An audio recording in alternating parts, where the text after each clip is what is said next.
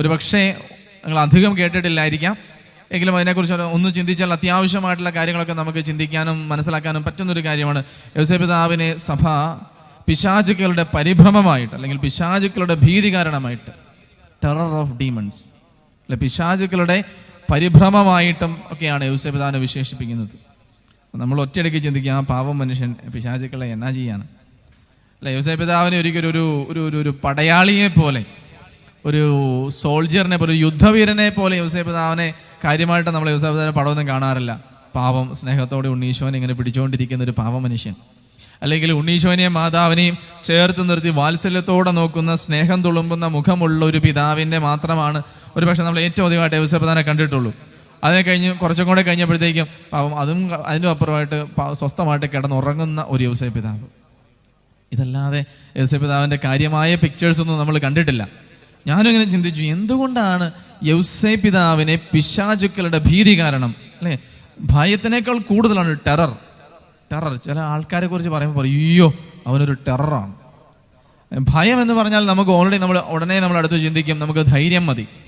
പക്ഷെ ആ ധൈര്യം പോലും വിലപ്പോവില്ലാത്ത ഒരു സമയമുണ്ട്. ഇങ്ങനെ പേടിച്ച് പറിച്ച് മൂത്രം ഒഴിക്കുന്നു എന്നൊക്കെ നമ്മൾ പറയുന്ന സമയമില്ലേ അല്ലേ. നമുക്കറിയാം പട്ടി വരുന്നുണ്ടാ, എനിക്ക് ധൈര്യം ഉണ്ടെന്നൊക്കെ പറയും. പക്ഷെ എൻ്റെ ധൈര്യത്തിനൊന്നും പട്ടി കേൾക്കുന്നില്ല. പട്ടി എന്നെ കടിക്കുമെന്നൊരവസ്ഥയാകുമ്പോഴത്തേക്ക് ഉള്ള ധൈര്യമൊക്കെ ഇറങ്ങി കണ്ടം വഴി ഓടും. നമ്മൾ അവിടെ നിന്ന് വിറയ്ക്കാൻ തുടങ്ങും.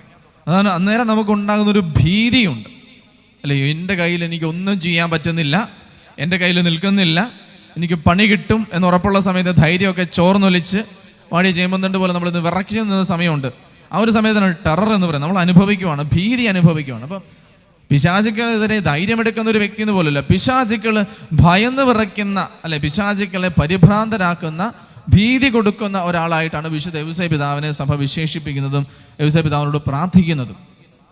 എന്തുകൊണ്ടാണ് യോസേപ്പ് പിതാവിനെ ഈ ഒരു പിശാചുക്കളുടെ ഭീതി കാരണമായിട്ട് പറയുന്നത്? യോസേപ്പ് പിതാവ് എന്ത് ചെയ്തിട്ടാ പിശാചുക്കളുടെ യോസേപ്പ് പിതാവിന് ഇത്രയും പേടി?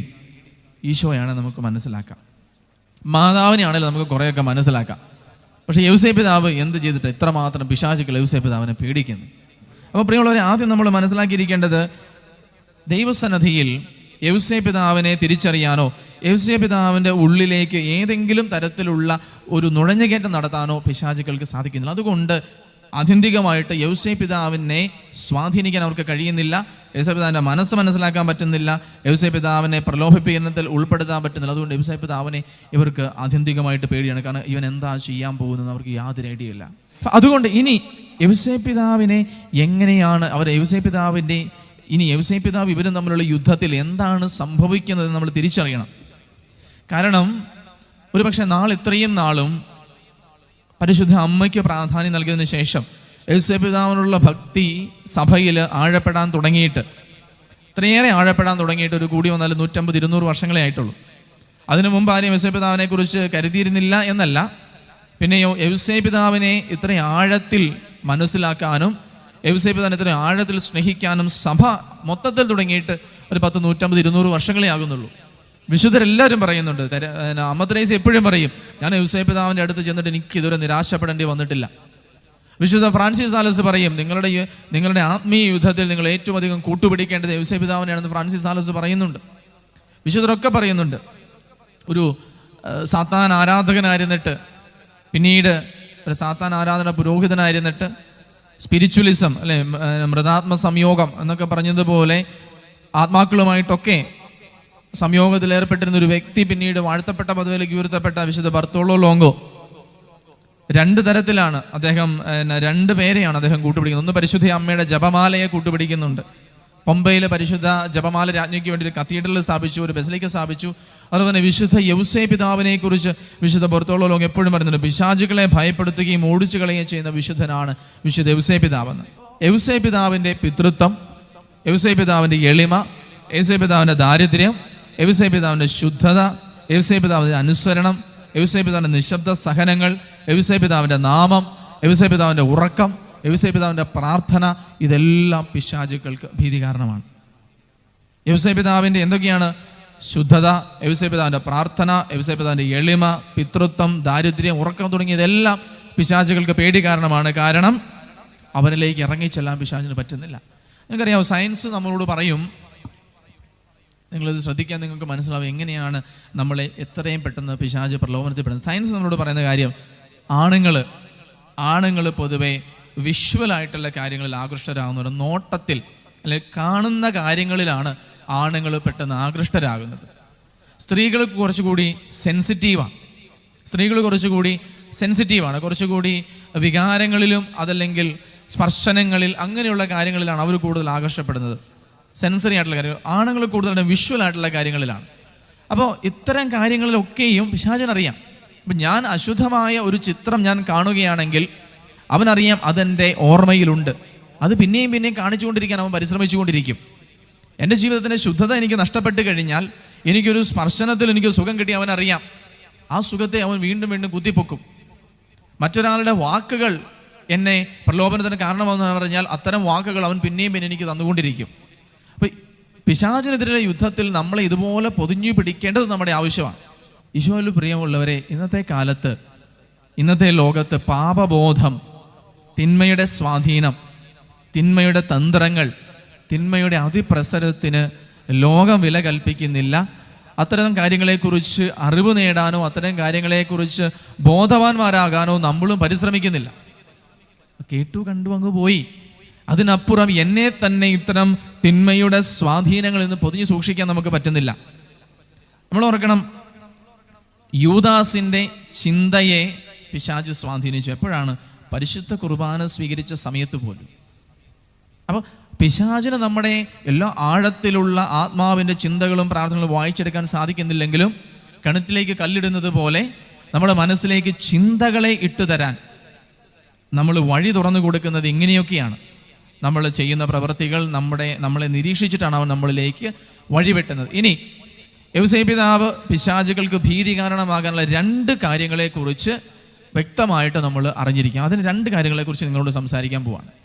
കാരണം ഇത്രയും ഒരു ഇൻട്രൊഡക്ഷൻ എന്നതുപോലെ നിങ്ങളോട് പറഞ്ഞത്, ഒന്ന്, നമുക്കൊരു അറിവുണ്ടാകണം എങ്ങനെയാണ് തിന്മ നമ്മുടെ ജീവിതത്തിലേക്ക് ഒരു അധിനിവേശം, ഒരു കടന്നുകയറ്റം നടത്തുന്നത്. പ്രത്യേകിച്ചും നമ്മുടെ പഞ്ചേന്ദ്രിയങ്ങളിലൂടെയാണ്. നമ്മുടെ സെൻസസ് ആണ് നമ്മുടെ എന്താ പറയുക, നമ്മുടെ മനസ്സിൻ്റെ മുറിവുകൾ, നമ്മുടെ സെൻസസ് ആണ് അവൻ്റെ മെയിൻ കടന്നുകയറ്റത്തിൻ്റെ വാതിൽ എന്ന് പറയുന്നത്. അപ്പോൾ നമ്മുടെ ചിന്തകൾ, നമ്മുടെ ആത്മാവിനെ തിരിച്ചറിയാൻ പറ്റിയില്ലെങ്കിലും, ആഴമേറിയ പ്രാർത്ഥനകളോ നമ്മുടെ മനസ്സിലുള്ള മനനങ്ങളോ ഒന്നും തിരിച്ചറിയാൻ പറ്റിയില്ലെങ്കിലും, നമ്മുടെ ഓർമ്മ, നമ്മുടെ ഭാവന, നമ്മുടെ വികാരങ്ങളൊക്കെയും ഇതിൻ്റെയൊക്കെയും ഭാവപ്രകടനങ്ങളും അനുരണനങ്ങളും തിരിച്ചറിയാൻ അവന് പറ്റും. നമ്മൾ കാണുന്ന കാര്യങ്ങൾ, കേൾക്കുന്ന കാര്യങ്ങൾ, മണക്കുന്ന കാര്യങ്ങൾ, തൊട്ടറിയുന്ന കാര്യങ്ങൾ, ഇതൊക്കെയും അവൻ ആക്സസ് ഉണ്ട്. ഇതൊക്കെ അവൻ അറിയാം. അന്ന് അവൻ ഇത് കേട്ടതാണ്, അന്ന് അവൻ ഇത് കണ്ടതാണ്. ഞാൻ എൻ്റെ കണ്ണ് ഇങ്ങനെ മാറ്റി ഇങ്ങനെ നോക്കുമ്പോൾ അവൻ കാണുന്നുണ്ട് ഞാൻ എവിടെയാണ് ശ്രദ്ധിക്കുന്നതെന്ന്. അപ്പം ഇതൊക്കെയും അവൻ എന്നിലേക്ക് കടന്നു വരാനുള്ള വഴികളാണ്. ഇനി ഇതൊക്കെ അവിടെ നിൽക്കട്ടെ. അപ്പോൾ യൗസേപ്പ് പിതാവിലേക്ക് ഇത്തരത്തിലുള്ളൊരു എൻട്രി അവന് കിട്ടിയില്ല. യൗസേപ്പ് പിതാവിൽ പിശാച് ഏറ്റവും കൂടുതൽ ഭയപ്പെടുന്നത് യൗസേപ്പ് പിതാവിൻ്റെ പിതൃത്വം, ഫാദർഹുഡാണ് അല്ലേ? ഒരു പിതാവ് എന്ന അധികാരം, പിതൃത്വം. ഈശോയിൽ പ്രിയമുള്ളവരെ, ഇന്നത്തെ കാലത്ത് ഏറ്റവും അധികം അവഗണിക്കപ്പെടുന്ന ഒന്നാണ് പിതൃത്വം.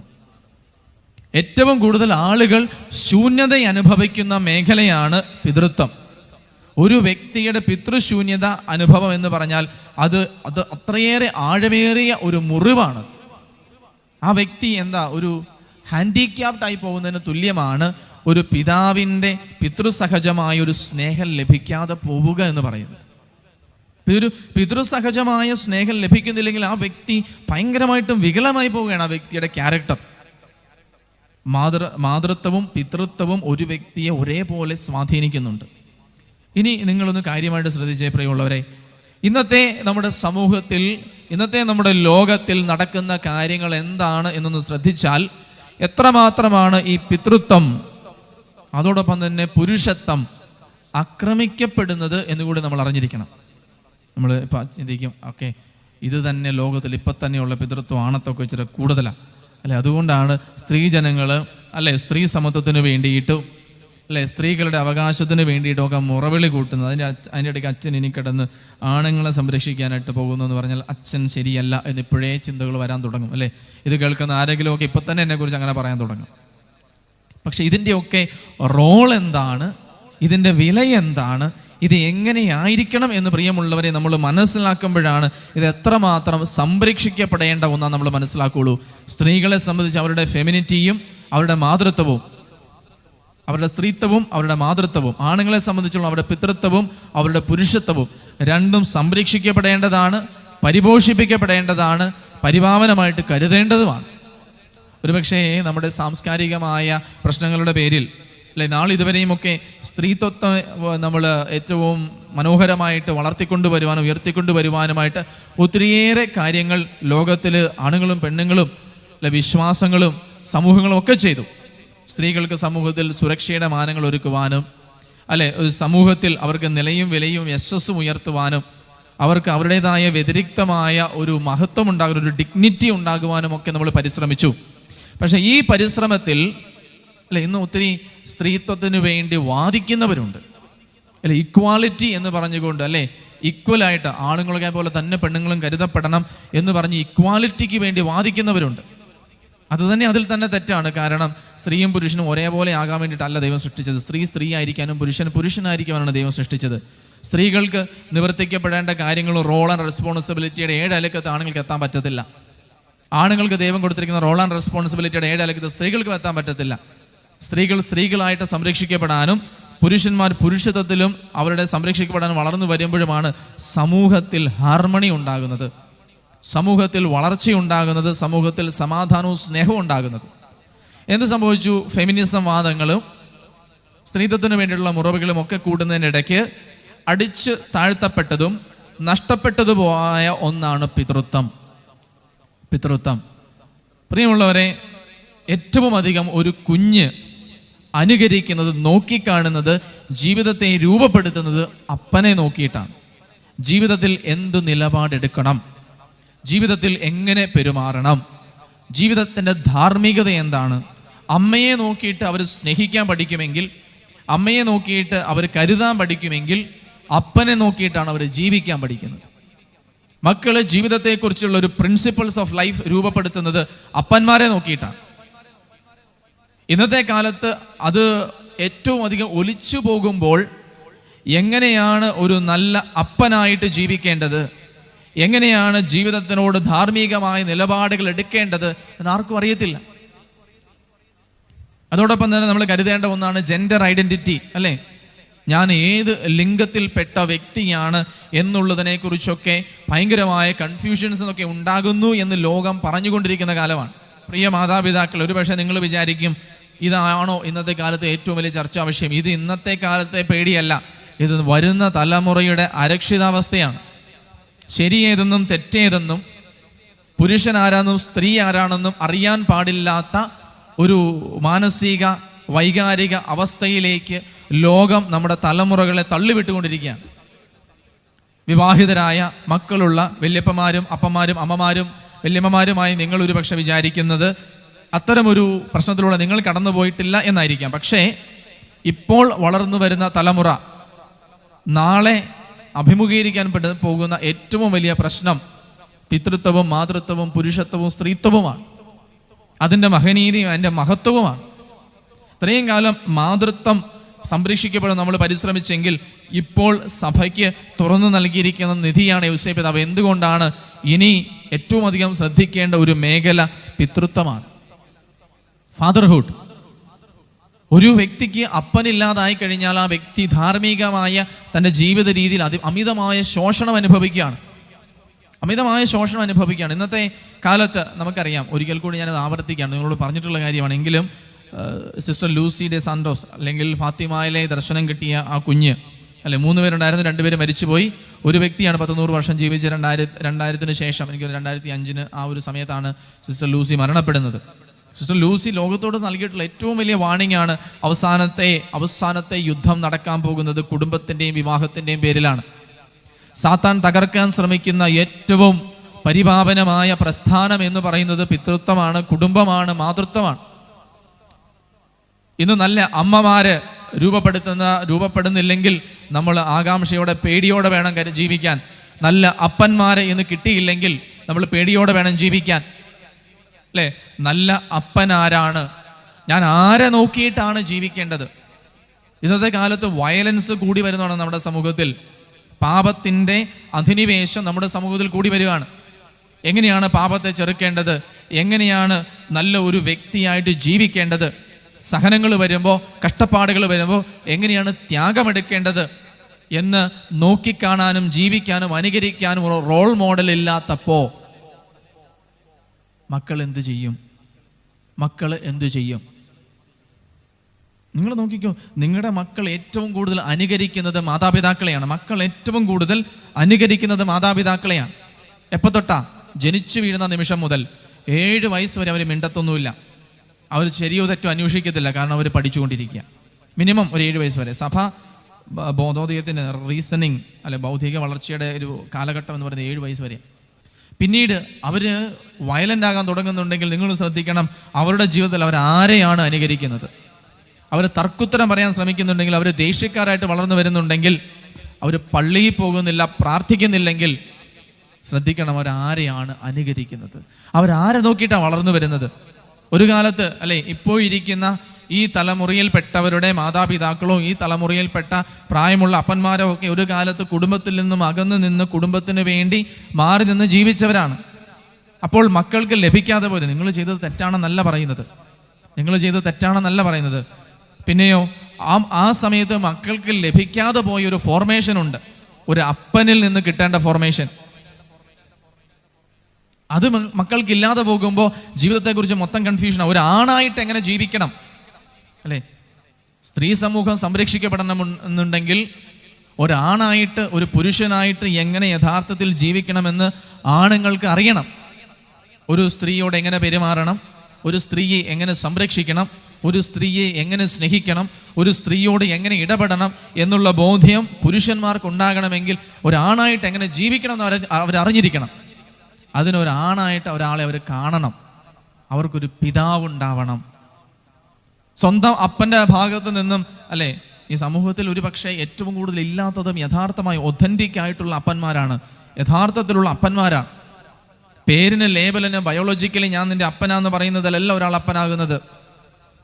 പിന്നെയോ എൻ്റെ മകന് ജീവിക്കാൻ വേണ്ട എല്ലാ ധാർമ്മികമായ ചുവടുവയ്പ്പുകളും എന്നിൽ കണ്ടെത്താൻ സ്വർഗസ്ഥനായ പിതാവിനെ എന്നിൽ നിന്നും എൻ്റെ മക്കൾക്ക് ലഭിക്കുമ്പോഴാണ് ഞാനൊരു അപ്പനാകുന്നത്.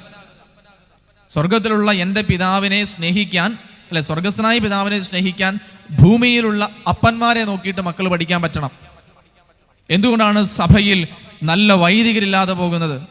എന്തുകൊണ്ടാണ് സഭയിൽ ദൈവവിളികൾ കുറയുന്നത്? എന്തുകൊണ്ടാണ് ആദർശധീരതയും ധൈര്യവുമുള്ള ആൺമക്കൾ ഉണ്ടാകാത്തത്?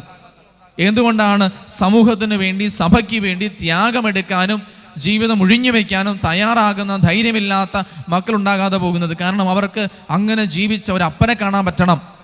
അത് പറ്റിയില്ലെങ്കിൽ അവരാരെ നോക്കിയിട്ട് ജീവിക്കും? ഇത് ഞാൻ വെറുതെ ഇങ്ങനെ അടിച്ചുവിടുന്ന കാര്യമല്ല.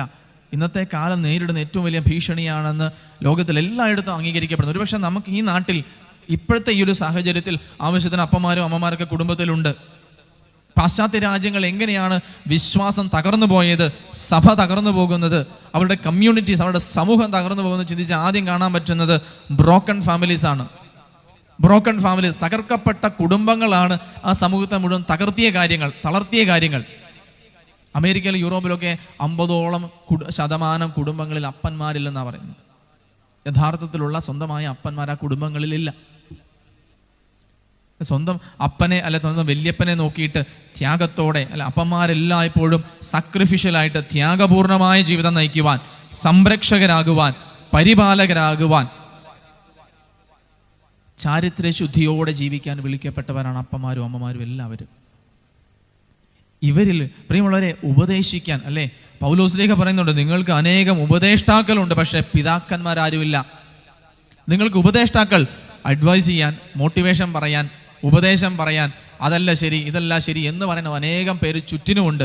എന്നാൽ കണ്ടു ജീവിക്കാൻ ഈ ഭൂമിയിൽ നിങ്ങൾക്ക് പിതാക്കന്മാരില്ല. അതാണ് പൗലോസ്ലീഹ ഊന്നി പറയുന്ന ഒരു കാര്യം. കണ്ടു ജീവിക്കാൻ നിങ്ങൾക്ക് പിതാക്കന്മാരില്ല. അതുകൊണ്ട് സഭ നമ്മളോട് പറയുന്നൊരു കാര്യമാണ്, യൗസേ പിതാവിനെ നിന്റെ ആത്മീയ പിതാവായിട്ട് നീ കരുതി യൗസേ പിതാവിനെ കണ്ടുവേണം നീ ജീവിക്കാൻ. കാരണം യൗസേ പിതാവിന്റെ പിതൃത്വത്തെ പിശാച് ഭയപ്പെടുന്നു. ഈശോ ഈ ഭൂമിയിൽ അനുസരണയോടെ യൗസേ പിതാവിനെ പോലെ സ്നേഹിച്ച് ജീവിച്ചതാണ്. 4-ാം പ്രമാണം, പിതാവിനെയും മാതാവിനെയും ബഹുമാനിക്കുക എന്നുള്ള പ്രമാണം അണുവിട തെറ്റാതെ ജീവിച്ച ഒരു വ്യക്തിയാണ് കർത്താവ്. അത്രമാത്രം എളിമപ്പെട്ട് ഈ ഭൂമിയിൽ യൗസേ പിതാവിനോടുള്ള അനുസരണത്തിൽ കർത്താവ് ജീവിക്കുമ്പോൾ പിശാചിനറിയാം, സ്വർഗത്തിലും ആ പിതാവിന് അധികാരമുണ്ട്, ആ പിതാവിന് ശക്തിയുണ്ട്, ആ പിതാവിൽ സ്വർഗസ്ഥനായ പിതാവിൻ്റെ പ്രതിഫലനമുണ്ട്. ഈ ഭൂമിയിൽ സ്വർഗസ്ഥനായ പിതാവിനെ ഏറ്റവും അധികം പ്രതിബിംബിപ്പിച്ച, റിഫ്ലക്റ്റ് ചെയ്യിച്ച ഒരു വ്യക്തി, അതിൽ ഏറ്റവും അധികം പങ്കാളിയായ വ്യക്തി യൗസേ പിതാവാണ്. ഹല്ലേലൂയ. ഈ ഭൂമിയിൽ സ്വർഗസ്ഥനായ പിതാവിനെ ഏറ്റവും അധികം പ്രതിബിംബിപ്പിച്ച വ്യക്തി എന്ന് പറയുന്നത് യൗസേ പിതാവാണ്. നമ്മുടെ കുടുംബങ്ങളിൽ ഒഥന്റിക് ആയിട്ടുള്ള പിതാക്കന്മാരുണ്ടാകട്ടെ പ്രിയപ്പെട്ടവരെ. അതിൽ നിങ്ങൾക്ക് ഈ ഭൂമിയിൽ നിങ്ങൾക്ക് അനുകരിക്കാൻ, കണ്ടുപഠിക്കാൻ ആരെയും കിട്ടിയില്ലെങ്കിൽ സഭ പറയാണ്, യൗസേ പിതാവിനെ കണ്ടുപഠിക്കുക. ഈ പറയുന്ന ജെൻഡർ ഐഡന്റിറ്റിയുടെ, നീ ആണാണോ പെണ്ണാണോ, നിന്റെ ലിംഗം ഏതാണ്, ആണും പെണ്ണുമല്ല അനേകായിരം ലിംഗങ്ങളുണ്ടെന്നൊക്കെ പറയുമ്പോൾ വചനം പറയുന്നുണ്ട്, ദൈവം മനുഷ്യനെ പുരുഷനും സ്ത്രീയുമായിട്ട് സൃഷ്ടിച്ചു. ഒരാണായിട്ട് എങ്ങനെ ജീവിക്കണമെന്ന് ഭൂമിയിൽ തെളിയിച്ചവനാണ് യൗസേ പിതാവ്, അല്ലേ? ആണത്തത്തെക്കുറിച്ചൊക്കെ പറയുമ്പോൾ പിള്ളേര് കണ്ടുപിടിക്കുന്ന എന്താ? തല്ലുകൊടുക്കുന്ന അബ്യൂസീവായിട്ടുള്ള അപ്പന്മാരെ ആയിരിക്കാം. ദൈവം പൊറുക്കട്ടെ, അങ്ങനെയുള്ള അപ്പന്മാരുണ്ടാവാതിരിക്കട്ടെ. ശാരീരികമായിട്ട്, മാനസികമായിട്ട്, വാക്കുകൾ കൊണ്ട്, പ്രവൃത്തികൾ കൊണ്ട്, ഒരുപക്ഷെ പറയാൻ പോലും നമുക്ക് മടിയായിരിക്കാം, മ്ലേച്ഛമായിട്ട്, ലൈംഗികമായിട്ട് പോലും മക്കളെ അബ്യൂസ് ചെയ്യുന്ന അപ്പന്മാരും അമ്മമാരും ഒക്കെ ഉള്ള കാലമാണിത്. അത്തരം അശുദ്ധിയുടെ പാപത്തിൻ്റെ പടുകുഴിയിൽ കിടക്കുമ്പോൾ മക്കൾക്ക് യഥാർത്ഥമായ അപ്പൻ ഫിഗറും അമ്മ ഫിഗറും ഇല്ലെങ്കിൽ നാളെ അവരുടെ ജീവിതത്തിൽ ഏത് വഴിയെ പോകണം, താൻ എങ്ങനെ ഒരു ആണായിട്ട് ജീവിക്കണം എന്ന് പോലും മക്കൾക്കറിയില്ല, എങ്ങനെ ഒരു പെണ്ണായിട്ട് ജീവിക്കണം. എൻ്റെ അപ്പൻ എൻ്റെ അമ്മയോട് ഇടപെടുന്നത് കണ്ടിട്ടാണ് ഒരു സ്ത്രീയെ എങ്ങനെയാണ് ഞാൻ കരുതേണ്ടതെന്ന് ഞാൻ പഠിക്കുന്നത്. ഒരു അപ്പൻ മറ്റു സ്ത്രീകളോട് എങ്ങനെ ഇടപെടുന്നു, അവരെ എങ്ങനെ ബഹുമാനിക്കുന്നത് കണ്ടിട്ടാണ് മറ്റു സ്ത്രീകളെ എങ്ങനെ നോക്കി കാണണമെന്ന് മക്കൾ പഠിക്കുന്നത്. കുടുംബത്തിൽ അമ്മ എങ്ങനെയാണ് അപ്പനെ സ്നേഹിക്കുന്നത്, അപ്പൻ എങ്ങനെയാണ് അമ്മയെ സംരക്ഷിക്കുന്നത്, കുടുംബത്തെ എങ്ങനെയാണ് പരിപാലിക്കുന്നതെന്ന് കാണാതെ നാളെ മക്കൾ ഉത്തരവാദിത്വത്തോടെ വളരത്തില്ല, നാളെ മക്കള് സ്നേഹത്തോടെ വളരത്തില്ല, പരിപാലകരാകത്തില്ല. പിന്നെയോ കള്ളു കുടിക്കുന്ന, ചീട്ട് കളിക്കുന്ന, വഴക്കുണ്ടാക്കുന്ന, ദേഷ്യപ്പെടുന്ന, പൊട്ടിത്തെറിക്കുന്ന, ഉപദ്രവിക്കുന്ന, ജഡികാസക്തികൾ നിറഞ്ഞ വിവേകേതര ബന്ധത്തിൽപ്പെടുന്ന അപ്പന്മാരെ റോൾ മോഡലുകളാക്കിയാൽ, ഇനി അപ്പന്മാരടുത്തില്ലെങ്കിൽ അത്തരം ഒരു ആണായിട്ടുള്ളൊരു വ്യക്തിയെ കുട്ടികൾ റോൾ മോഡലാക്കും. വല്യപ്പനെയോ അങ്കിളുമാരെയോ അമ്മാവന്മാരെയോ കൂട്ടുകാരെയോ ചേട്ടായിമാരെയോ ആരെങ്കിലും ഒക്കെ. പിതൃത്വം നഷ്ടപ്പെട്ടു പോകരുത്. പിതൃത്വം നഷ്ടപ്പെടാതിരിക്കാൻ ഒരു പിതാവാകാൻ പ്രിയമുള്ളവരെ, നിങ്ങൾക്ക് കല്യാണം കഴിക്കണമെന്നോ അല്ലെങ്കിൽ നിങ്ങൾ ഒരു വ്യക്തിയുടെ, നിങ്ങൾ കല്യാണത്തിൽ ജനിച്ച അല്ലെങ്കിൽ വിവാഹത്തിൽ ജനിച്ച കുഞ്ഞിൻ്റെ മാത്രം പിതാവാണ് നിങ്ങൾ കരുതരുത്. എല്ലാ ആണുങ്ങളിലും പിതൃത്വമുണ്ട്, അല്ലേ? ഞങ്ങൾ വൈദികരായി, ഞങ്ങൾ ആത്മീയ പിതാക്കന്മാരായിട്ട് ജീവിക്കാൻ വിളിക്കപ്പെട്ടവരാണ്. ഞങ്ങൾ നല്ല വൈദികരും നല്ല മെത്രാന്മാരും ഉണ്ടാകണമെങ്കിൽ യൗസേ പിതാവിൻ്റെ പിതൃത്വത്തിൽ നിന്ന് ഞങ്ങളും ആ ആത്മീയ പിതാക്കന്മാരായിട്ട് ജീവിക്കാൻ പഠിക്കണം. അങ്ങനെ ഒരു പിതൃത്വം ഇല്ലാത്തത് കൊണ്ടും പിതൃഫിഗറിൽ കണ്ടു പഠിക്കാൻ ഇല്ലാത്തത് കൊണ്ടുമാണ് വൈദികരിൽ പോലും ഭിന്നതയും പാപത്തിൻ്റെതായ എല്ലാ കടന്നുകയറ്റവും ഉണ്ടാകുന്നത്. അല്ലെ, ഒരു കാലത്ത് തങ്ങളുടെ അപ്പന്മാരിൽ നിന്ന് ലഭിച്ച പ്രാർത്ഥനയുടെ മാതൃക, നമ്മുടെ വീട്ടിലൊക്കെ കുരിശ് വരയ്ക്കുന്ന ഏറ്റവും കൂടുതൽ ആരാ? നമ്മുടെ വീട്ടിലൊക്കെ ഏറ്റവും കൂടുതൽ കുരിശ് വരയ്ക്കുന്ന ആരാ? അമ്മമാര് 6:30 തൊട്ട് വിളിക്കും, വാടാ കുരിശ് വരയ്ക്കാതിരിക്കടാ, ഇടി കുരിശ് വരയ്ക്കാൻ വാടി, അല്ല കയ്യിൽ നിന്ന് ഫോണിൽ താഴെ വെക്കടി, ആ TV ഒന്ന് ഓഫാക്കടി. അല്ല, ഞാൻ മോശം പറയുന്നതല്ല, അമ്മമാർ പ്രാർത്ഥിക്കുന്നുണ്ട്, ഒരു കുഴപ്പമില്ല. അമ്മമാർ കുടുംബത്തിൻ്റെ വിളക്കാണ്, കുടുംബത്തെ സ്നേഹത്തിൽ ഒന്നിപ്പിച്ച് നിർത്തുന്ന ഫെവിക്കുക്കാണ് അമ്മമാർ, അല്ലെ? എവിടെ എന്തെങ്കിലും പ്രശ്നം ഉണ്ടായാൽ അമ്മമാരോടോട്ട് ആ ഫെവിക്കുക്ക് പോലെ പെട്ടെന്ന് അങ്ങ് ഒട്ടിപ്പൊക്കോളൂ, ഒരു കുഴപ്പമുണ്ടാവത്തില്ല, അല്ലേ? പക്ഷെ ഒരു കാലത്ത് അപ്പന്മാരായിരുന്നു കുടുംബ പ്രാർത്ഥനയ്ക്ക് ഏറ്റവും കൂടുതൽ മുൻതൂക്കം കൊടുത്തിരുന്നത്, അല്ലെ? നിങ്ങളുടെയൊക്കെ വല്യപ്പന്മാരെന്ന് ആലോചിച്ച് നോക്കിയേ, 7 മണിയാകുമ്പോൾ അവിടെ പോയെങ്കിരിക്കും, പിതാവിനും വിശുദ്ധ കുരിശിന് അടയാളത്താല വരച്ച് കർത്താനമാലങ്ങ് ചെല്ലും, മര്യാദയ്ക്ക് വന്നിരുന്നോണം എല്ലാം പ്രാർത്ഥിക്കാനായിട്ട്, അല്ലേ? നമ്മൾ വരച്ചവിടെ പോയിരിക്കും, അല്ല, അനങ്ങുകയല്ല. ഇന്നത്തെ കാലത്ത് അവസാനം സഹിക്കേട്ട അമ്മമാർ എൻ്റെ അതിയാൻ്റെയും എൻ്റെ മക്കളുടെയും ഒക്കെ പ്രാർത്ഥനയായിട്ട് എൻ്റെ കുരിശിൻ്റെ വഴിയും എൻ്റെ കൊന്തയൊക്കെ നീ കൂട്ടിയേക്കണം കർത്താവ് എന്ന് പറഞ്ഞാൽ അമ്മമാർ മാത്രം സങ്കടപ്പെട്ട് തന്നെ പ്രാർത്ഥിക്കാനിരിക്കും. സഭ നടത്തിയ പഠനത്തിൽ നിന്നും പറഞ്ഞൊരു കാര്യം, അമ്മമാർ പ്രാർത്ഥിക്കുന്ന കുടുംബത്തിൽ പ്രാർത്ഥനയുണ്ട്, പക്ഷേ കുടുംബത്തിൽ നിന്നും മക്കൾ മാറിക്കഴിയുമ്പോഴത്തേക്കും ആ ഒരു പ്രാർത്ഥനയിലുള്ള ആ ഒട്ടി നിൽക്കൽ അവർക്കങ്ങ് വിട്ടുപോകുവാണ്. അതിനേക്കാൾ കൂടുതൽ അപ്പന്മാര് പള്ളിയിൽ പോകുന്നവരും പ്രാർത്ഥിക്കുന്നവരും പ്രാർത്ഥനയ്ക്ക് നേതൃത്വം കൊടുക്കുന്നവരായി വന്നു കഴിയുമ്പോൾ, കുടുംബത്തിൽ നിന്ന് മാറിക്കഴിയുമ്പോൾ ആ മക്കള് കുറേ കൂടി പ്രാർത്ഥനയിൽ ചേർന്ന് നിൽക്കും. അമ്മമാർ വിചാരിക്കും, ഞങ്ങളൊക്കെ കഷ്ടപ്പെട്ട് വെറുതെയാണോ? അല്ല, നിങ്ങൾ അതിനെ പറഞ്ഞേ, നിങ്ങൾ രണ്ട് വശവും ചിന്തിക്കണം. നിങ്ങൾ പ്രാർത്ഥിക്കുന്നതുകൊണ്ട് ഒരു കുഴപ്പമില്ല. നിങ്ങൾ പ്രാർത്ഥിച്ചില്ല മിക്കവാറും വീട്ടിൽ ആ വിളക്ക് പോലും കത്തിക്കുകയല്ല ആരും, അതിൻ്റെ തിരി പോലും കത്തിക്കുകയല്ല ആരും. പക്ഷെ അപ്പന്മാര് പ്രാർത്ഥനയ്ക്ക് നേതൃത്വം കൊടുക്കുമ്പോൾ, അപ്പന്മാർ ആദ്യം പോയിരുന്നു പ്രാർത്ഥനയ്ക്ക് വേണ്ടി ഒരുക്കങ്ങൾ നടത്തുമ്പോൾ, പള്ളിയിൽ പോകുമ്പോൾ, പ്രാർത്ഥിക്കുമ്പോൾ, മുട്ടേ കുത്തിന്ന് കൈവിരിച്ച് കുടുംബത്തിന് വേണ്ടി നിലകൊള്ളുമ്പോൾ, അത് കാണുന്ന മക്കൾ നാളെ പഠിക്കും. സ്വന്തം കാലം ജീവിക്കാൻ നിൽക്കുമ്പോൾ അപ്പനെ അവരോർക്കും. എങ്ങനെയാണ് അപ്പൻ, അല്ലേ, ഈ തിരുക്കുടുംബത്തിനെ കുടുംബമായിട്ട് പിടിച്ചു നിർത്തിയതും ചേർത്ത് നിർത്തിയതും വിശുദ്ധ യൗസേപ്പ് പിതാവാണ്. ആ കുടുംബത്തിന്റെ തലവൻ യൗസേപ്പ് പിതാവായിരുന്നു, അല്ലേ. കൃപകളിൽ അനുഗ്രഹീതയും ദൈവസന്നിധിയിൽ ഏറ്റവും കൂടുതൽ ശ്രേഷ്ഠയുമായിട്ട് പരിശുദ്ധ കന്യകാമറിയുമാണെങ്കിലും ആ തിരുക്കുടുംബത്തിനെ കുടുംബമായിട്ട് രൂപപ്പെടുത്തിയത് യൗസേപ്പ് പിതാവാണ്. അതുകൊണ്ട് കർത്താവ് ഈ ഭൂമിയിൽ എങ്ങനെ ഒരു ആണായിട്ട് ജീവിക്കണം, എങ്ങനെ ഒരു പുരുഷനായിട്ട് ജീവിക്കണം, എങ്ങനെ ഒരാളോട് പെരുമാറണം, എങ്ങനെ ഒരു സ്ത്രീയെ കരുണയോടെ കാണണം എന്ന് പഠിച്ചത് യൗസേപ്പ് പിതാവിനെ നോക്കിയിട്ടാണ്. ഇന്ന് ലോകം ഇല്ലായ്മ ചെയ്യാൻ നോക്കുന്നു, അല്ലെങ്കിൽ ഭീഷണിയോടുകൂടി തച്ചുടച്ച് കളയാൻ നോക്കുന്നതും ഈ പിതൃത്വത്തെയാണ്, ഈ ഫാദർഹുഡിനെയാണ്. അത്രയേറെ പ്രാധാന്യം നിറഞ്ഞതാണ് പ്രിയ മക്കളെ മാതൃത്വവും പിതൃത്വവും. മാതൃത്വവും പിതൃത്വവും ഒത്തിരിയേറെ എന്താ പറയുക, സവിശേഷമായിട്ട് കരുതപ്പെടേണ്ട ഒന്നാണ് ഫാദർഹുഡ്. അതിനെ പരിശുദ്ധമാക്കാൻ നമുക്ക് പറ്റണം. ഇന്നത്തെ ലോകത്തിൽ എത്രമാത്രം അരക്ഷിതയിലൂടെയാണ് പ്രത്യേകിച്ചും കുടുംബത്തെ സംബന്ധിച്ചിടത്തോളം, അല്ലേ, ആണും പെണ്ണും എന്നുള്ളതിന് മാറ്റാൻ പറ്റത്തില്ല എന്ന് ലോകം ചിന്തിച്ചൊരു കാലത്ത് നിന്ന് ആണിന് പെണ്ണാവാം, പെണ്ണിന് ആണാവാം, ആണിന് പെണ്ണായിട്ട് വസ്ത്രം ധരിക്കാം, പെണ്ണിന് ആണായിട്ട് വസ്ത്രം ധരിക്കാം, ആണിന് പെണ്ണുമായിട്ട് സംയോജിക്കേണ്ട കാര്യമില്ല, ആണിന് വേണേ ആണിനെ കെട്ടാം, പെണ്ണിന് വേണേ പെണ്ണിനെ കെട്ടാം എന്ന് പറഞ്ഞുകൊണ്ട് കുടുംബത്തിൻ്റെ അടിത്തറയെ ശിഥിലീകരിക്കുന്ന ഒരു കാലഘട്ടത്തിലാണ് നമ്മളിപ്പോൾ എന്നുള്ള വസ്തുത നിങ്ങൾ മറക്കരുത്. ഇതൊക്കെ സംഭവിക്കുന്നത് ഏതോ വേറെ ഒരു മായാലോകത്തിലാണെന്ന് ചിന്തിക്കരുത്. ഇന്ന് അതിനെ സാധാരണവൽക്കരിക്കാനുള്ള പരിശ്രമങ്ങൾ സമൂഹ മാധ്യമങ്ങളിലും സോഷ്യൽ മീഡിയയിൽ കൂട്ടുകെട്ടുകളിൽ ലോകത്തിൽ ഇതിനെ സാധാരണവൽക്കരിക്കാനുള്ള പരിശ്രമങ്ങൾ നടക്കുമ്പോൾ പിശാച് എങ്ങനെയാണ് കുടുംബത്തെ ആക്രമിക്കുന്നത്, കുടുംബം എന്നുള്ള സാധനം ഇല്ലാതാക്കുന്നു, വിവാഹം എന്നൊരു സംഭവം ഇല്ലാതാക്കുന്നു, അപ്പന് എന്നുള്ള റോളൊന്നുമില്ല. അപ്പന് വേണേ ആണാകാം, അല്ലെ, രണ്ട് ആണുങ്ങൾ കിട്ടുന്നിടത്ത് ഒരു അപ്പൻ എവിടെ, ഒരു അമ്മ എവിടെ, രണ്ട് പെണ്ണുങ്ങൾ കല്യാണം കഴിക്കുന്നിടത്ത് രണ്ട് പെണ്ണുങ്ങൾ, അല്ലെ, ലൈംഗിക ബന്ധത്തിൽ സ്വവർഗ വിവാഹത്തിൽ ഒരു അപ്പൻ എവിടെ, ഒരു അമ്മ എവിടെ? ബാലൻസ് നഷ്ടപ്പെടുവാണ്. സമൂഹം വൈകല്യത്തിലേക്കും ശിഥിലീകരണത്തിലേക്കും പോയിക്കൊണ്ടിരിക്കുകയാണ്. നമ്മൾ യാഥാർത്ഥ്യത്തിലേക്ക് കണ്ണു തുറക്കണം. നമ്മുടെ ഭക്തി ജീവിതം, നമ്മുടെ വിശ്വാസ ജീവിതം, നമ്മുടെ പ്രവൃത്തികളിൽ ഫലമണിയണം. വീട്ടിലിരുന്ന് കൊന്ത ചെല്ലുന്നത് നാളെ തെരുവിലിറങ്ങി ജീവിക്കാൻ പഠിക്കണം. ബൈബിള് തുറന്ന് വായിക്കുന്നത് നാളെ പ്രാക്ടീസ് ചെയ്യാൻ പറ്റണം. ഭക്തിയിൽ മാത്രം കുരുങ്ങിപ്പോകുന്ന ജീവിതങ്ങളായിട്ട് നമ്മൾ മാറരുത്, അല്ലേ.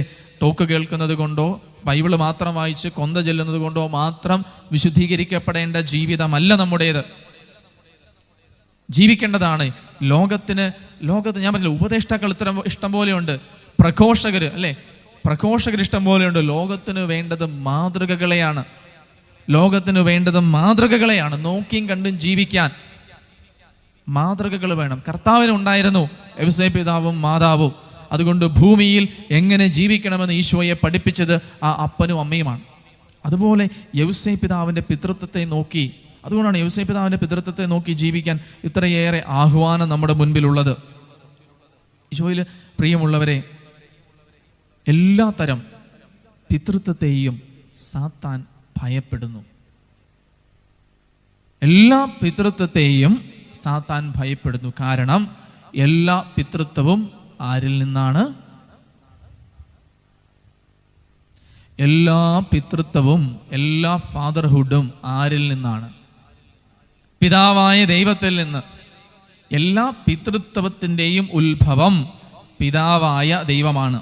അത് യൗസേപ്പ് പിതാവ് അച്ഛനായിരുന്നില്ല, യൗസേപ്പ് പിതാവ് മെത്രാനായിരുന്നില്ല. നിങ്ങളെപ്പോലെ ഏറ്റവും സാധാരണക്കാരനായ ഒരു മനുഷ്യനായിരുന്നു യൗസേപ്പ് പിതാവ്.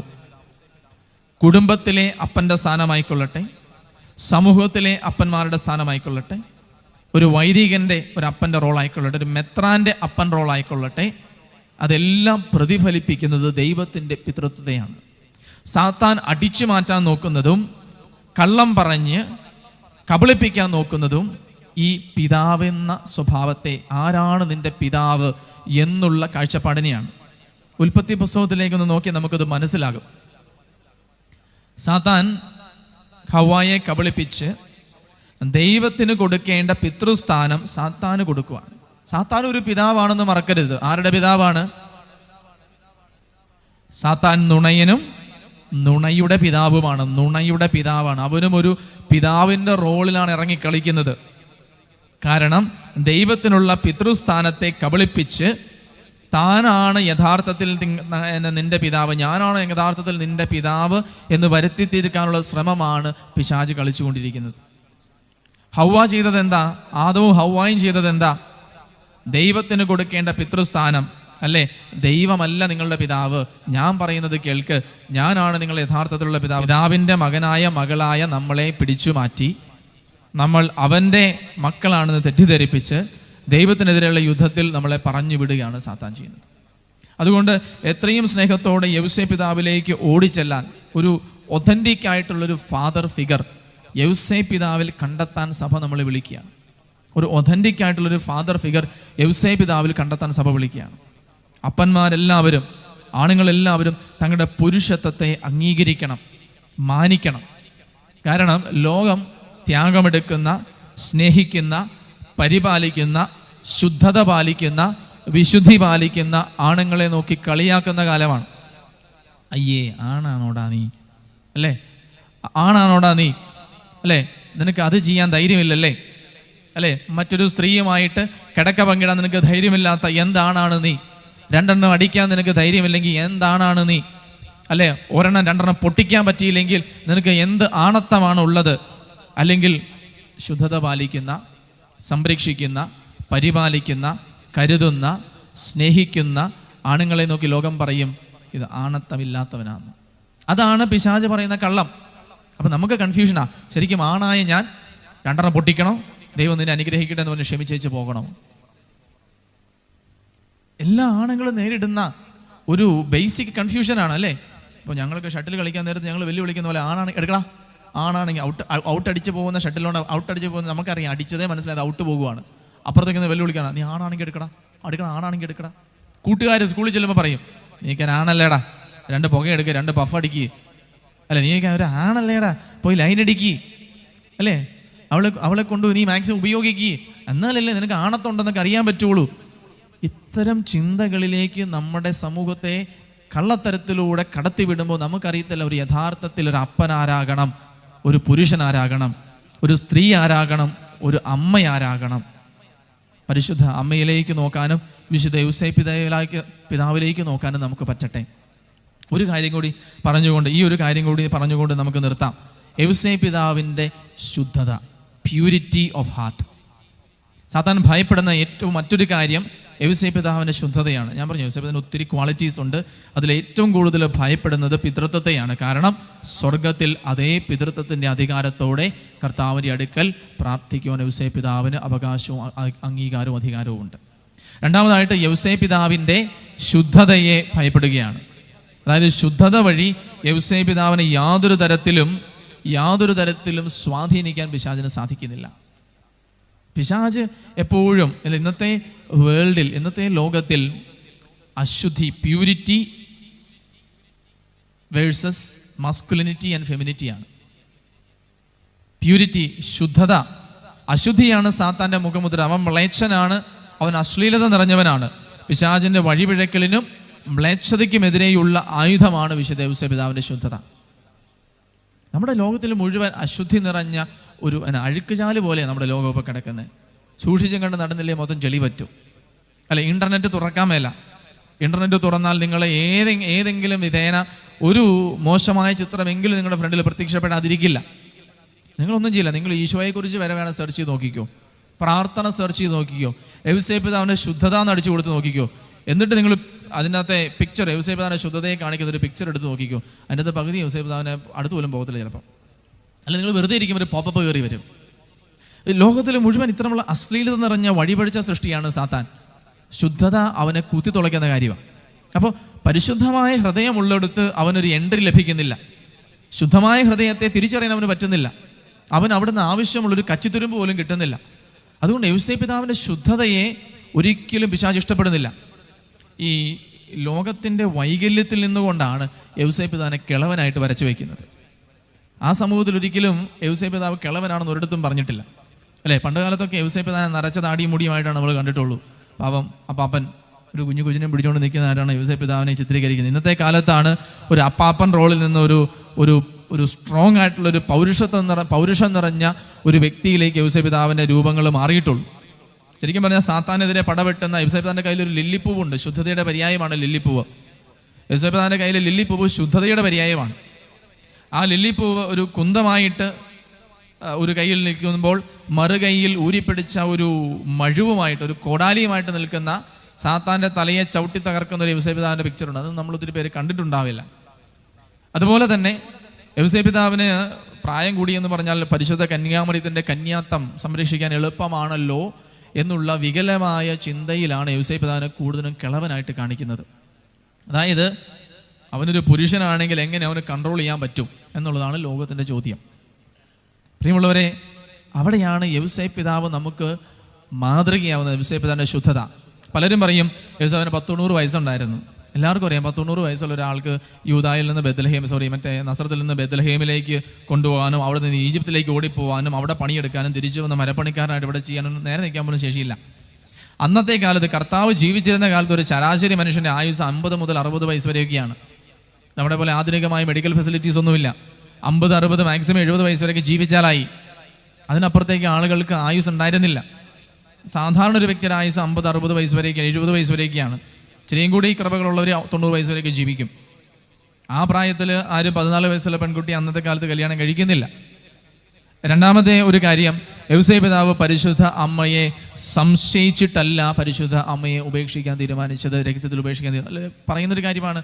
He doubted mother Mary. ഇല്ല, യൗസേ പിതാവ് പരിശുദ്ധ അമ്മയെ സംശയിക്കുന്നില്ല. പിന്നെയോ പരിശുദ്ധ അമ്മയുടെ ദൈവീക രഹസ്യം മനസ്സിലാക്കി ആ അമ്മയെ അല്ലെങ്കിൽ ആ വ്യക്തിയെ സമീപിക്കാൻ തനിക്ക് യോഗ്യതയില്ലെന്ന് മനസ്സിലാക്കി സ്വയം പിന്മാറുകയാണ് യൗസേ പിതാവ്. ഒരു വ്യക്തിയുടെ വിശുദ്ധിയെ ഞാൻ കളങ്കപ്പെടുത്തില്ല എന്ന് പറഞ്ഞ് സ്വയം ശൂന്യവൽക്കരിക്കുന്ന, സ്വയം മാറി നിൽക്കുന്ന ഒരു തൻ്റെ ഇടമുള്ള ഒരു വ്യക്തിയാണ് യൗസേ പിതാവ്. അല്ലാതെ അവൾ എന്നോട് വിശ്വാസവഞ്ചന കാണിച്ചു എന്ന് ഞാൻ അവളെ ഉപേക്ഷിച്ചേക്കാം, അങ്ങനെ ഒരു ഡൗട്ട് ഉണ്ടായിരുന്നെങ്കിൽ ആദ്യമായിട്ട് തന്നെ നിയമത്തിൻ്റെ വഴി യൗസേ പിതാവ് പോയേനെ. പരിശുദ്ധ അമ്മയെ സംശയിച്ചിട്ട് ഉപേക്ഷിക്കാൻ തീരുമാനിച്ചൊരു വ്യക്തിയല്ല യൗസേ പിതാവ്. പരിശുദ്ധ അമ്മയുടെ പരിശുദ്ധിയും ദൈവിക രഹസ്യവും തിരിച്ചറിഞ്ഞ് എളിയവനായി എനിക്കതിന് യോഗ്യതയില്ലെന്ന് പറഞ്ഞ് ആ ദൈവിക രഹസ്യത്തിൽ ഞാൻ തനിയെ മാറിയേക്കാം, ഇതിനൊന്നും എന്നെ കൊണ്ട് യോഗ്യതയില്ല, അല്ലെ? ദാവീദ് വാഗ്ദാന പേടകത്തെ സമീപിക്കാൻ മടി കാണിച്ചു, എനിക്ക് ദൈവം മുൻപിൽ ദൈവസന്നിധിയിൽ നിൽക്കാൻ യോഗ്യതയില്ല എന്ന് പറഞ്ഞു. അതുപോലെ പുതിയ നിയമത്തിലെ വാഗ്ദാന പേടകമായ പരിശുദ്ധ ദൈവമാതാവിനെ സമീപിക്കാൻ എനിക്ക് യോഗ്യതയില്ല എന്ന് പറഞ്ഞ് മാറിയ ആളാണ് യൗസേ പിതാവ്. ആ യൗസേ പിതാവ് ഒരിക്കലും ആ യൗസേ പിതാവിനെ കിളവനായിട്ടോ അല്ലെങ്കിൽ കഴിവില്ലാത്തവനോ ആയിട്ടല്ല കണ്ടത്. പിന്നെയോ തൻ്റെ ജീവിതം മുഴുവനും യഥാർത്ഥ അപ്പനെ പോലെ ഒരു കളങ്കവും ഏൽക്കാതെ പരിശുദ്ധ അമ്മയെ പരിപാലിച്ച് വിശുദ്ധിയിൽ സ്നേഹിച്ച ചാരിത്രശുദ്ധിയുള്ള പിതാവാണ് യൗസേ പിതാവ്. ആ ചാരിത്രശുദ്ധി ഉള്ളിടത്താണ് പിശാചിന് കയറി വരാൻ പറ്റാത്തത്. അശുദ്ധി എന്ന് പറയുന്നത്, അശ്ലീല എന്ന് പറഞ്ഞ ആത്മീയമായ പ്ലേഗാണ്. അശുദ്ധിയുള്ള ഒരു വ്യക്തിക്ക് പിശാചിൻ്റെ മേലൊരു അധികാരവുമില്ല. അശുദ്ധിയുള്ളൊരു വ്യക്തിക്ക് പിശാചിനെ നോക്കി എന്ത് പറഞ്ഞാലും അവൻ നിന്നെ പല്ലിളിച്ച് കാണിച്ചു വെച്ച് പോകും. കാരണം ശുദ്ധതയില്ലെങ്കിൽ ദൈവസന്നിധിയിൽ നിനക്ക് സ്ഥാനവുമില്ല, പിശാചിൻ്റെ മേൽ നിനക്ക് അധികാരവുമില്ല. അവരെ പിശാച് പേടിക്കുന്നില്ല. അവന് സ്വന്തം ടീമിൽ കിടന്നിട്ട് എൻ്റെ നേരെ കുറച്ചിട്ട് എന്നാടെ കാര്യം, നീ എൻ്റെ കൈപ്പിടിയിലാണ്, എൻ്റെ ബാഗിലാണ് നീ എന്ന് എനിക്കറിയാവുന്ന പിശാച് പറയും. പ്രിയപ്പെട്ടവരെ, വിശുദ്ധ ലിയോ 13 മാർപ്പാപ്പ നമുക്ക് വിശുദ്ധ യൗസേ പിതാവിൻ്റെ ജപം തന്നത് അശുദ്ധിയിലേക്ക് ലോകം വഴുതി വീഴുന്നത് കണ്ടിട്ടാണ്, അല്ലേ? ഭാഗ്യപ്പെട്ട മാർ യൗസേപ്പി എന്ന പ്രാർത്ഥന നിങ്ങൾക്കെല്ലാം അറിയാമെന്ന് ഞാൻ വിശ്വസിക്കുന്നു. അറിയാവോ? ഭാഗ്യപ്പെട്ട മാർ യൗസേപ്പെ എന്നുള്ള പ്രാർത്ഥന വിശുദ്ധ ലിയോ 13 മാർപ്പാപ്പയാണ് നമുക്ക് തന്നത്. എന്തിനാണ്? തിന്മയ്ക്കെതിരെയുള്ള പോരാട്ടത്തിൽ യൗസേ പിതാവിനെ കൂട്ടുപിടിക്കാൻ, അശുദ്ധിക്കെതിരെ നിൽക്കാൻ. ഇന്നത്തെ ലോകം മുഴുവനും അശുദ്ധിയെയാണ് സപ്പോർട്ട് ചെയ്യുന്നത്. എല്ലാ തരത്തിലുള്ള അശുദ്ധിയെയാണ് ലോകം സപ്പോർട്ട് ചെയ്യുന്നത്. ആ ഒരു അശുദ്ധിക്കെതിരെ ചങ്കുറപ്പോടെ നിൽക്കണമെങ്കിൽ യൗസേ പിതാവിനെ കണ്ടല്ലേ, ഇന്നത്തെ വൈദികരും മെത്രാന്മാരും യൗസേ പിതാവിനെ പോലെ ജീവിക്കാൻ പറ്റിയാൽ ഇന്നത്തെ കുടുംബത്തിലുള്ള അപ്പന്മാരും കുടുംബത്തിലുള്ള ആമ്പിള്ളേരും യൗസേ പിതാവിനെ അനുകരിച്ച് ജീവിക്കാൻ പറ്റുമ്പോൾ സാത്താന് പേടിയുണ്ടാവും. സാത്താന് പേടി. അത് ഞാൻ പുസ്തകത്തിൽ വായിക്കുന്ന ഇങ്ങനെ, പിശാചുക്കൾക്ക് ഭയമുളവാക്കുന്ന മനുഷ്യരെയാണ് ലോകത്തിനും സഭയ്ക്കും ഇന്ന് ആവശ്യം. ഇത് മനുഷ്യർ വിശുദ്ധ യൗസേ പിതാവിൻ്റെ ശുദ്ധത അനുകരിക്കുമ്പോൾ മാത്രമേ സംഭവിക്കുകയുള്ളൂ. മനുഷ്യരിത് ചെയ്യുകയാണെങ്കിൽ ലോകം നവീകരിക്കപ്പെടും. മെത്രാന്മാരും വൈദികരും ഇത് ചെയ്യുകയാണെങ്കിൽ സഭ നവീകരിക്കപ്പെടും. ഹല്ലേലൂയ. വിശുദ്ധ ഫ്രാൻസിസ് സാലസ് നമ്മോട് പറയണം, എളിമയിൽ നിലനിൽപ്പ് നേടുന്നവൻ വിശുദ്ധ യൗസേ പിതാവിനെ പോലെ ശക്തനും ധീരനുമാകും. അവൻ അത്യാഗ്രഹവും പൊങ്ങച്ചവും അഹങ്കാരവും നിറഞ്ഞു നിൽക്കുന്ന ലോകത്തെയും സാത്താനെയും കീഴടക്കും.